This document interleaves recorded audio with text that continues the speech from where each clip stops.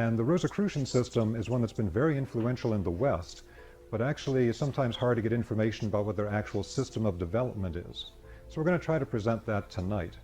You might have noticed that we have around in various locations some of the classical depictions of initiation processes coming from European alchemy and from the Rosicrucian tradition. And these often present in an allegorical form the different types of stages one goes through for spiritual development. For those of you that don't know me, I'm Rudolf Gilbert. I've been involved in Rosicrucian studies for about 25 years. When I got out of the Marine Corps in the mid-'80s, I began an intensive search of different spiritual traditions, and was particularly fascinated by European Rosicrucianism and the work of Rudolf Steiner. And having looked into many, many different Rosicrucian groups and teachers, it's my personal opinion that Rudolf Steiner's work is the most advanced Rosicrucian work ever to be made publicly available. There's, of course, always this hidden stream of Rosicrucianism that winds through Western European history. But for something that actually broke the surface and there was a public teaching of, it's really Rudolf Steiner's work that went into some of the deeper waters. So first thing we want to talk about tonight with this concept of the Rosicrucian science of initiation is what do we actually mean by initiation or an initiate? Because the terms are used very generally in modern metaphysical circles. But if you look at people that are being presented as initiates, they are often extremely different. One technical part of this is actually the structure of their consciousness and the structure of their subtle bodies can be quite different from one to another, although they're being presented as initiates within different systems. So one of the discernment points that we have within the Rosicrucian system is that there are three different aspects of initiation or becoming an initiate.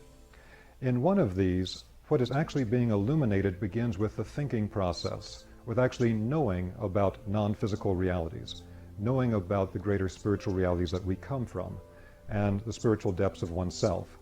This is linked to the spiritual centers inside the head. And this is also linked to the illumination of the thinking process, so that with this process we actually know consciously the structure of the spiritual worlds, how we interact with them, how they influence us on a daily basis. And within this Rosicrucian system, that would technically be known as an initiate, someone that actually understands the systems. And that's one reason why you find in so much of the classical depictions all these presentations of different types of patterns, one pattern within another, often represented within sacred geometric forms. And within Western Europe, often sacred geometric forms that hold inside of them Hebrew letters that are a representation of certain states of consciousness, spiritual beings, things of that kind. This is because in this path of illumination, we find that everything is a thought form from the mind of God. And all those thought forms have a pattern to them. And the current term that we use for understanding those patterns is sacred geometry. So sacred geometry is a universal science for understanding the patterns of creation at every level, whether it's how the different spirituals are constructed, or different ranks of spiritual beings and their consciousness, or the different subtle bodies of a human being, whatever it claims, it has a pattern to it. And so no matter what tradition you study with, they will work with sacred geometry.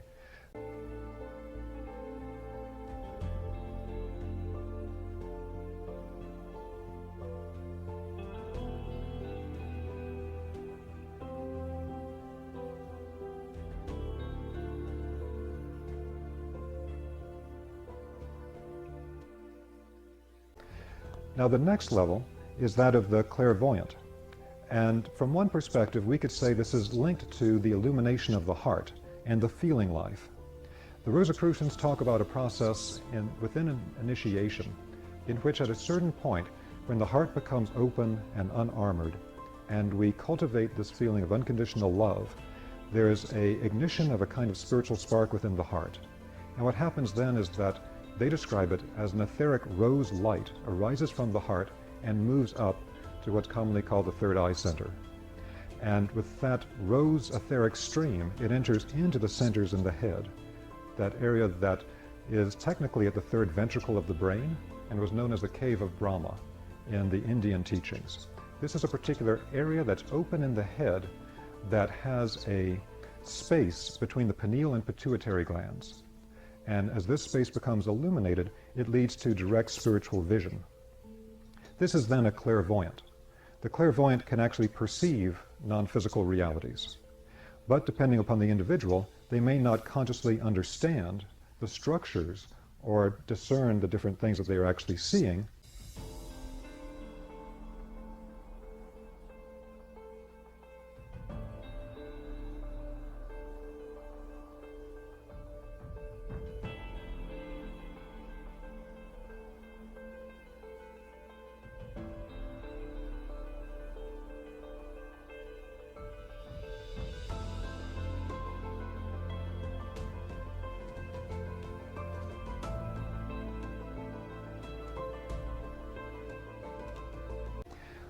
Then in Egypt, this polarity was referred to as Set, and Set was contrasted with Horus, and actually there would be an empowerment of the pharaoh by both Horus and Set when the pharaoh would take the throne. That term Set, when the Hebrew people left Egypt, led by Moses, who had been initiated in the Egyptian temples, that term Set became Ha-Satan, and so Set became Satan. Now, Ha-Satan is a Hebrew term meaning the adversary. And so it means that this is a being that has an adversarial relationship to the human being.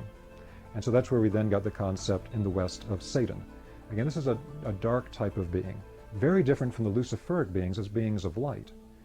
And so this has to be understood as a basis, number one, to study different esoteric traditions.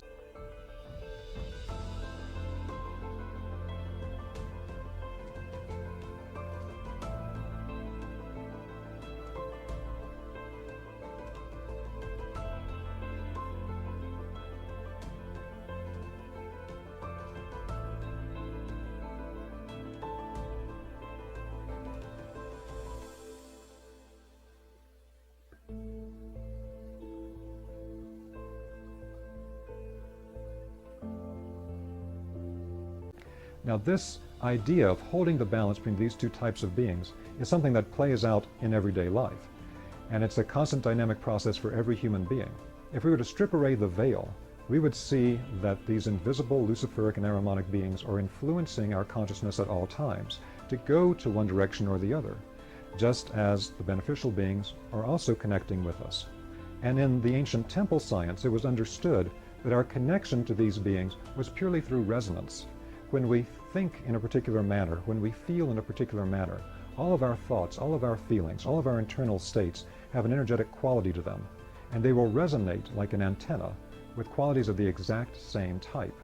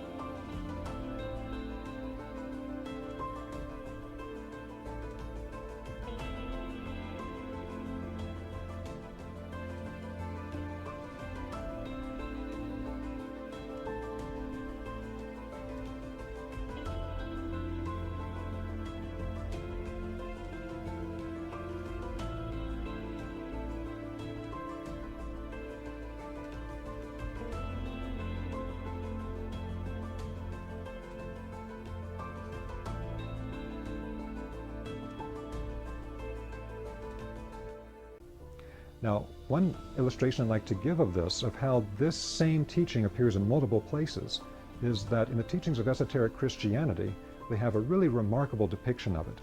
And that is, if you look at any pictures of the crucifixion of Christ from medieval times, they show Christ crucified between two thieves. So there's actually three crosses, and Christ is in the center. And the three crosses are actually three pillars. And there's three different beings on three pillars, with the Christ on the center. And then toward one side, on the pillar toward one side, is a thief that is shown on the paintings as inclining his head toward the Christ. And that's actually connected to the Luciferic beings. And that's demonstrated with that thief basically saying to the second thief that you and I deserve our fate, but this man is blameless. And he asks Christ to take him with him into his Father's kingdom. Christ replies, you will be with me in my Father's kingdom tonight. Because the Luciferic beings are not really opposed to the Christic forces and things in the way that the Ha-Satanic beings, the Ahrimanic beings, are. The line of evolution goes back into ancient, very ancient times, when conditions on Earth and the Earth itself were quite different. There was a time when none of the higher animals existed, when there were no fishes, amphibians, birds, or mammals, but only animals less developed than the fishes. Yet man, though in a quite different form, was already there. His physical body was still very imperfect, though his spiritual body was more developed. He was still enclosed within a soft etheric body, and his soul worked on his physical body from outside. Man still contained all other beings within himself. Later on he worked his way upward and left behind the fish form which had been part of himself. These fish forms were huge, fantastic-looking creatures, unlike the fishes of today. Then again, man evolved to a higher stage and cast out the birds from himself. Then the reptiles and amphibia made their way out of man, grotesque creatures such as the Saurians and water tortoises, which were really stragglers from an earlier group of beings, even further removed from man, whose evolution had lagged behind. Then man cast out the mammals from himself, and finally the apes, and then he himself continued to advance. Man has therefore always been man and not an ape. He separated off the whole animal kingdom from himself, so that he might become more truly human. It was as though you gradually strained all the dye-stuffs out of a colored liquid and left only clear water behind. In earlier times there were natural philosophers, such as Paracelsus and Oken, who put this very well. When a person looks at the animal world, they said, he should tell himself, quote, I carried all that within myself and cast it out from my own being. Close quote.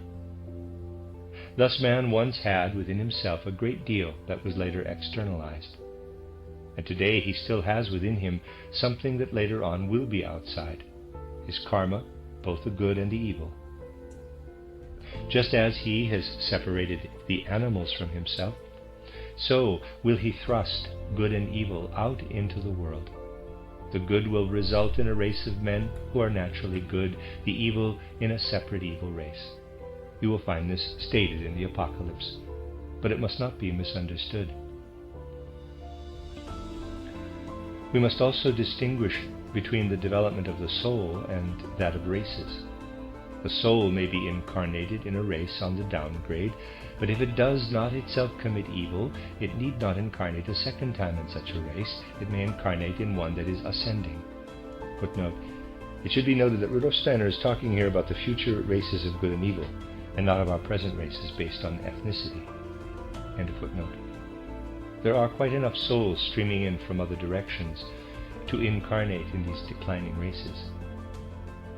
But what is inward has to become outward, and man will rise still higher when his karma has worked itself out. Something of extraordinary interest is connected with all this. Centuries ago, with the future development of humanity in view, secret orders which set themselves the highest conceivable tasks were established. One such order was the Manichaean, of which ordinary scholarship gives a quite false picture. The Manichaeans are supposed to have taught that good and evil are part of the natural order, and have always been in conflict with one another, this having been determined for them by the creation. Here there is a glimmer of the order's real task, but distorted to the point of nonsense. The individual members of the order were specially trained for their great work. The order knew that someday there will be people in whose karma there is no longer any evil, but that there will also be a race evil by nature, among whom all kinds of evil will be developed to a higher degree than in the most savage animals. For they will practice evil in a refined and conscious way, with the aid of highly developed intellects. Even now the Manichaean order is training its members so that they may be able to transform evil in later generations. The extreme difficulty of the task is that these evil races will not be like bad children in whom there is a goodness which can be brought out by precept and example. The members of the Manichaean order are already learning how to transform quite radically those who by nature are wholly evil. And then the transformed evil will become a quite special good. The power to effect this change will bring about a condition of moral holiness on earth. But this can be achieved only if the evil has first come into existence. Then the power needed to overcome the evil will yield a power that can reach the heights of holiness. A field has to be treated with manure, and the manure has to enter the soil and activate it. Similarly, humanity needs the manure of evil in order to attain to the highest holiness. And herein lies the mission of evil. A person's muscles become strong through use, and equally, if good is to rise to the heights of holiness, it must first overcome the evil which opposes it. The task of evil is to promote the ascent of man. Things such as this give us a glimpse into the secret of life. Later on, when man has overcome evil, he can go on to redeem the creatures he has thrust down, and at whose cost he has ascended. That is the purpose of evolution. The following point is rather more difficult. The shell of a snail or mussel is secreted out of the living substance of the animal. The shell which surrounds the snail was originally inside its body. Its house is in fact its body in a more solid form. Theosophy tells us that we are one with all that surrounds us. This means that man at one time contained everything within himself. The earth's crust, in fact, had its origin in man, who in the far past crystallized it out from within himself. Just as the snail at one time had its house within itself, so man had all other beings and kingdoms, minerals, plants, and animals within himself, and can say to them all substances were within me. I have crystallized out their constituent parts. Thus, when we look at anything outside ourselves, we can understand that everything before us is in fact part of us.